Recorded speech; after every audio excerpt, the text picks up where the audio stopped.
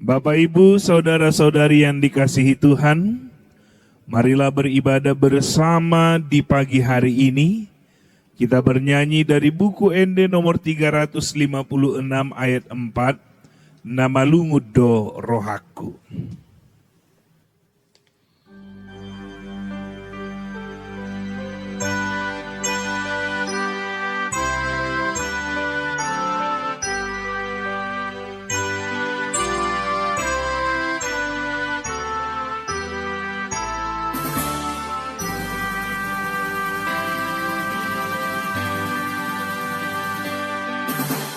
Dan marolah dengan besar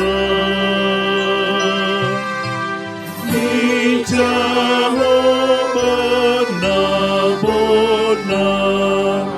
diajar hon tu berdosa.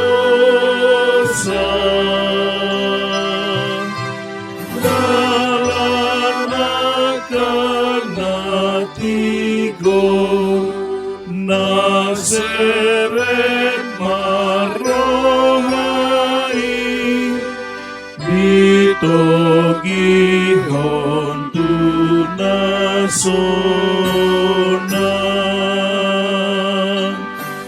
nalabok marohai dodi boantu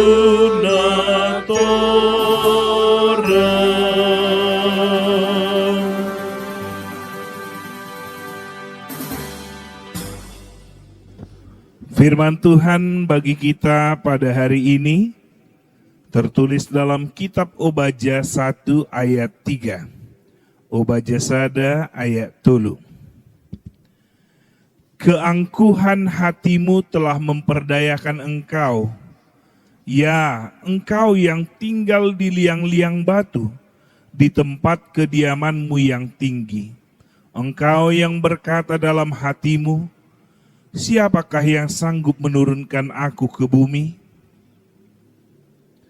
Panengaon ni rohamdo paoto-oto hoko, alamaringan ho di bagasan akaliang ni dolok batu, betul ingananna, gabe didok di bagasar rohana, tung isema natuk mangojar au tutano. Demikian firman Tuhan. Bapak, Ibu, saudara-saudari yang diberkati Tuhan, sejarah mencatat banyak kerajaan besar yang runtuh bukan karena diserang musuh yang lebih kuat, melainkan karena keangkuhan yang membutakan mereka dari dalam. Mereka merasa tidak terkalahkan, tidak membutuhkan siapapun, hingga akhirnya kehancuran datang tanpa mereka sadari. Itulah yang terjadi pada bangsa Edom. Kitab Obaja, kitab terpendek dalam perjanjian lama, secara khusus ditujukan kepada bangsa Edom, keturunan Esau, yang tinggal di daerah pegunungan batu yang tinggi dan sulit dijangkau. Posisi geografis mereka yang strategis membuat mereka merasa aman dan tak tersentuh. Rasa aman itu perlahan berubah menjadi keangkuhan. Mereka berkata dalam hati, siapakah yang sanggup menurunkan aku ke bumi?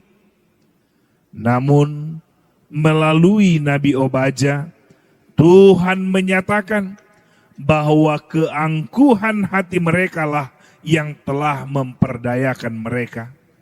Mereka tidak menyadari bahwa rasa percaya diri yang berlebihan itu justru menjadi jebakan bagi diri mereka sendiri.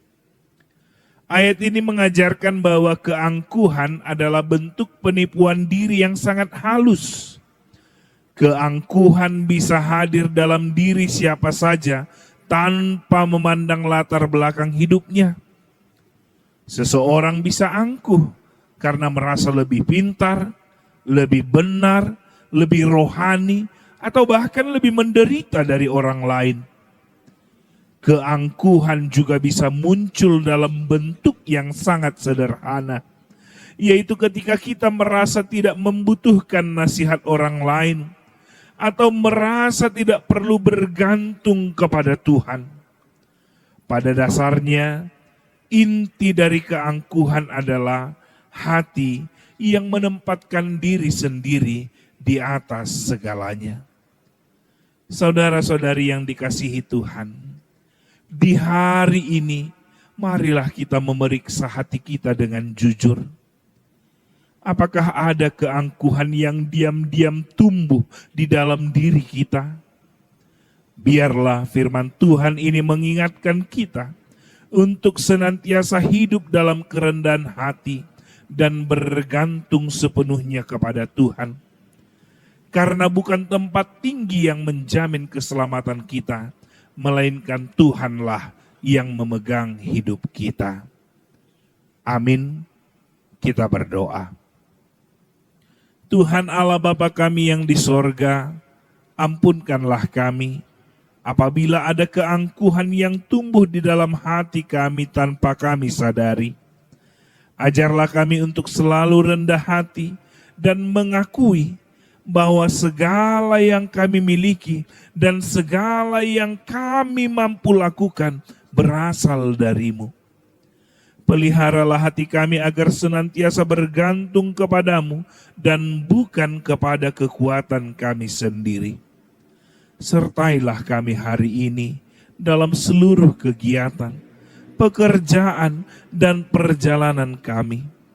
Berikanlah kiranya pertolongan, berikanlah kemujuran, dan berikanlah keselamatan. Marilah kita sama-sama berdoa dalam doa Bapa kami yang di sorga. Bapa kami yang di sorga, dikuduskanlah namamu, datanglah kerajaan-Mu, jadilah kehendak-Mu di bumi seperti di sorga. Berikanlah kami pada hari ini makanan kami yang secukupnya, dan ampunilah kami akan kesalahan kami, seperti kami juga telah mengampuni orang yang bersalah kepada kami. Dan janganlah membawa kami ke dalam pencobaan, tetapi lepaskanlah kami daripada yang jahat. Karena Engkaulah yang mempunyai kerajaan, dan kekuasaan, dan kemuliaan sampai selama-lamanya. Amin. Anugerah dari Tuhan Yesus Kristus, kasih setia dari Allah Bapa, dan persekutuan Roh Kudus kiranya menyertai kamu sekalian. Amin.